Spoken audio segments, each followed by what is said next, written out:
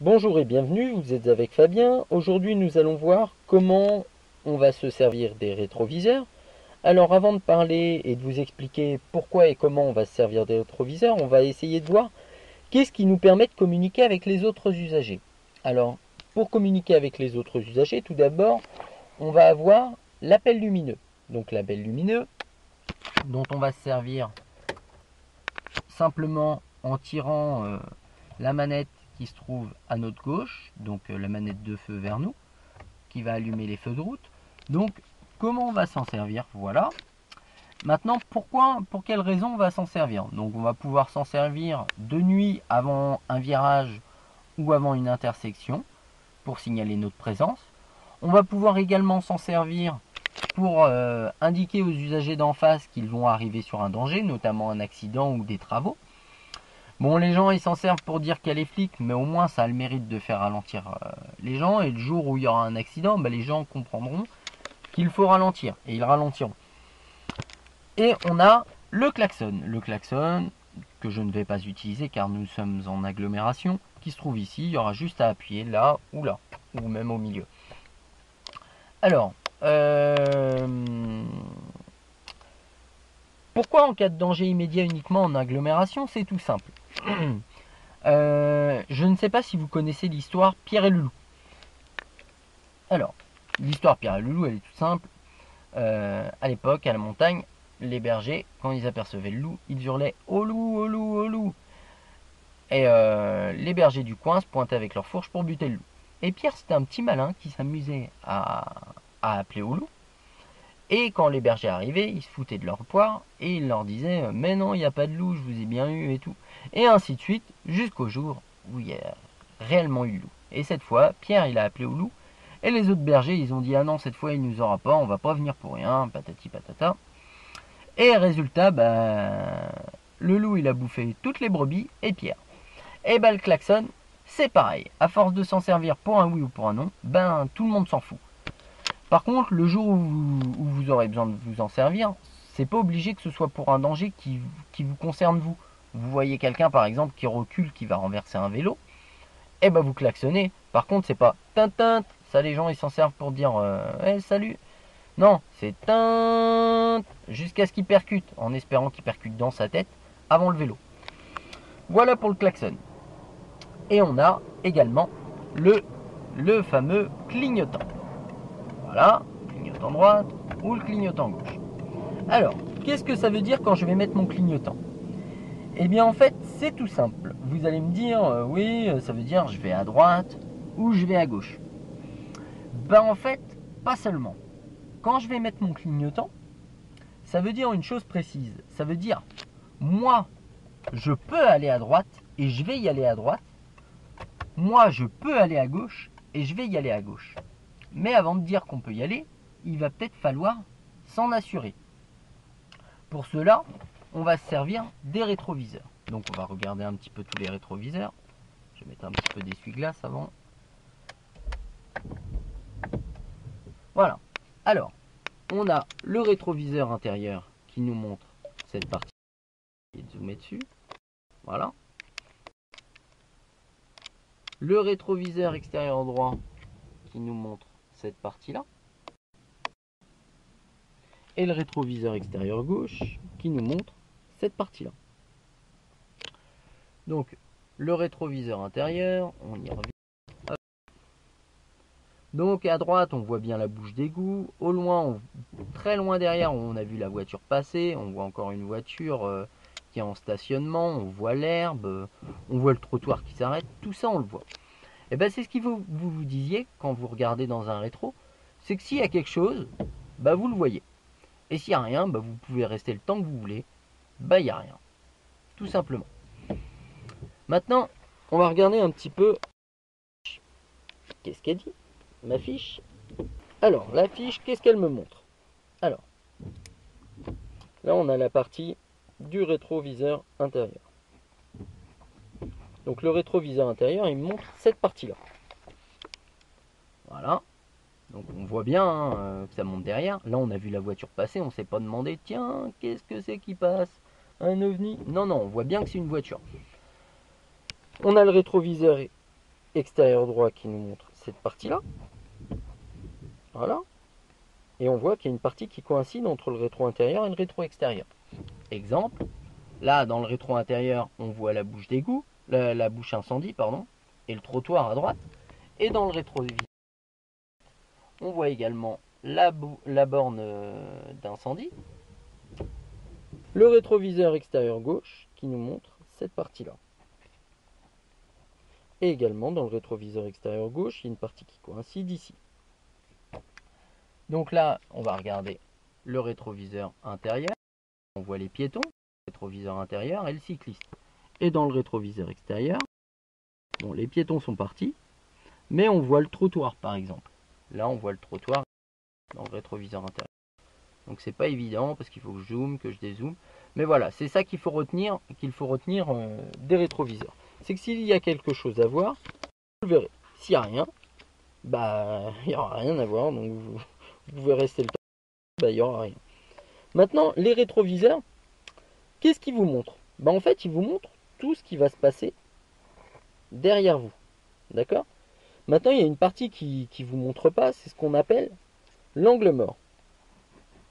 Cette partie-là et cette partie-là. Donc l'angle mort, ça va être surtout une partie qui va se trouver à côté de vous. Donc effectivement, si on y regarde de plus près, les rétros ils vous montrent derrière vous et une partie un petit peu à côté, mais légère. Mais ce qui va se passer à côté de vous, vous ne le voyez pas. Donc pour ça, je vais démarrer le véhicule, je vais vous montrer. Alors, qu'est-ce que l'angle mort? Bien, l'angle mort, c'est tout simple. Là, derrière, il n'y a rien.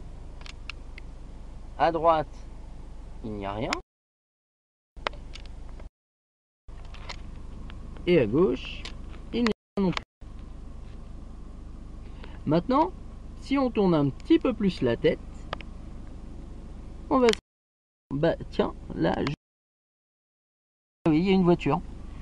Eh bien, c'est ça l'angle mort. L'angle mort, c'est la partie que vous ne voyez pas dans le rétroviseur et dont il faudra tourner la tête pour apercevoir. Alors, et pour l'angle mort à droite, donc on va regarder dans le rétroviseur. Là, on voit qu'il y a une voiture au loin. Là, on voit qu'il y a une voiture également, d'accord, qui est derrière nous. D'accord, une Ford là. Et en fait, là, à côté de nous, bon, il n'y a rien. Donc à côté de nous, il n'y a rien. Par contre, si je tourne plus la tête là, juste à côté, il y a un véhicule. Et bien, c'est ça l'angle mort. C'est la partie que je ne vois pas en vision viseur et dont je serai obligé de tourner la tête pour voir, quoi. Tout simplement.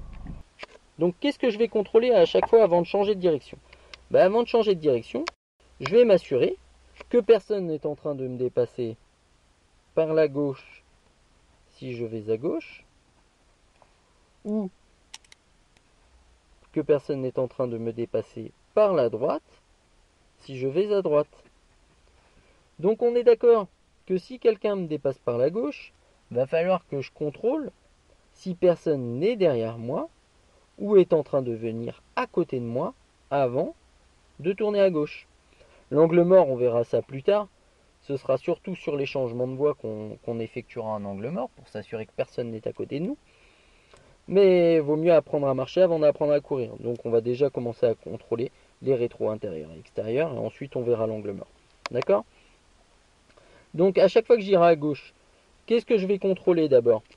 Est-ce que je vais contrôler d'abord le rétro intérieur, extérieur ou d'abord le rétro intérieur? Eh bien c'est tout simple. En fait, si vous contrôlez d'abord le rétro extérieur et ensuite l'intérieur, quand vous allez contrôler l'extérieur, le véhicule qui va vous dépasser va être là. Et au moment où vous allez contrôler l'intérieur, il va être là. Donc du coup, vous l'aurez raté. Donc d'abord, je vais contrôler le rétroviseur intérieur. Et ensuite, je vais contrôler le rétroviseur extérieur. Donc, si je vais à gauche, à chaque fois avant de tourner à gauche, je contrôlerai intérieur, extérieur gauche, clignotant gauche.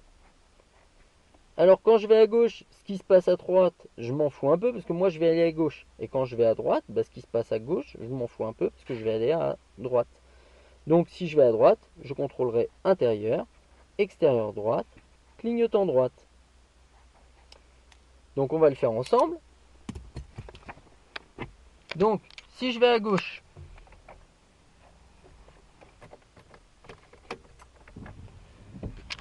donc si je vais à gauche, je contrôle intérieur, extérieur gauche, clignotant gauche. Si je vais à droite, intérieur, extérieur droite, clignotant droite. Donc ce qu'il y aura d'important au début, lorsque vous effectuerez les contrôles et les clignotants, c'est de ne pas chercher à faire trop tard. D'accord? Dès qu'on vous donnera l'indication, je contrôle, j'indique. Parce qu'après, une fois que vous aurez contrôlé et indiqué, il faudra continuer à freiner, rétrograder. Donc ne cherchez pas à faire plusieurs choses en même temps. C'est déjà assez délicat de bien décomposer les choses. Je contrôle intérieur, extérieur, clignotant, je freine, j'appuie sur l'embrayage, je garde mon frein, je mets la 2, je relâche l'embrayage. Alors si en plus vous faites plusieurs choses en même temps, ça va commencer à devenir compliqué. Donc dès qu'on vous donne l'indication, je contrôle intérieur, extérieur et je mets mon clignotant. Donc intérieur, extérieur, gauche si je vais à gauche, intérieur, extérieur, droite, clignotant droite si je vais à droite. Donc maintenant, je vais vous faire une petite démonstration. Alors, maintenant je vais procéder à une démonstration pour vous montrer comment contrôler et indiquer en circulation. Donc ce qui va être important, c'est déjà bien décomposer les choses, ne pas chercher à faire les choses trop vite et au dernier moment, mais à les faire tôt, c'est-à-dire que dès que vous aurez un changement de direction à effectuer vers la droite, vous contrôlerez le rétroviseur intérieur, le rétroviseur extérieur droite, et vous mettrez votre clignotant, car après il vous restera à freiner et à rétrograder vos vitesses, éventuellement votre arrêt si besoin.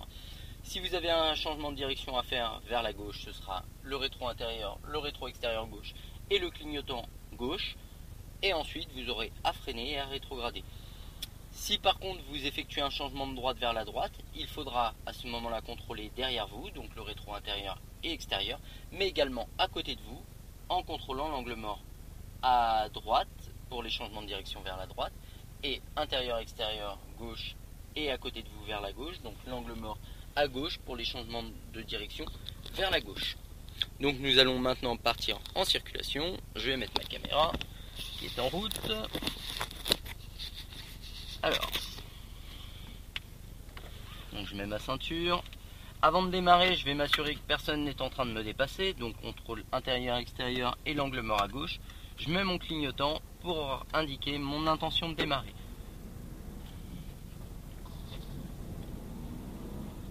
Au céder le passage, j'irai à gauche, donc je contrôle dès maintenant intérieur, extérieur, clignotant gauche. Je freine, je mets ma 2. Il n'y a personne, je peux y aller.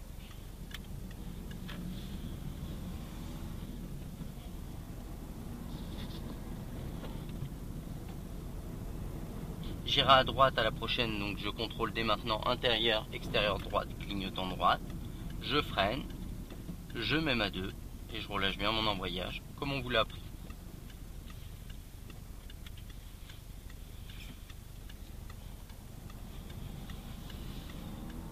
J'irai à droite à la prochaine, intérieur, extérieur, droite, clignotant droite.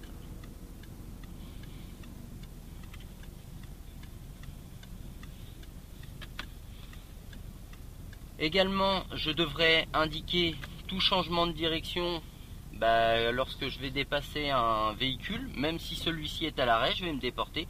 Donc je dois m'assurer que personne n'est en train de me dépasser. Intérieur, extérieur, clignotant gauche. Si je double un vélo, je ferai de même. Je vais me déporter d'au moins 1 mètre en agglomération et d'au moins 1,50 m hors agglomération. Si je le fais pour un vélo, je vais me déporter beaucoup plus pour une voiture à l'arrêt. Donc je devrais également le faire.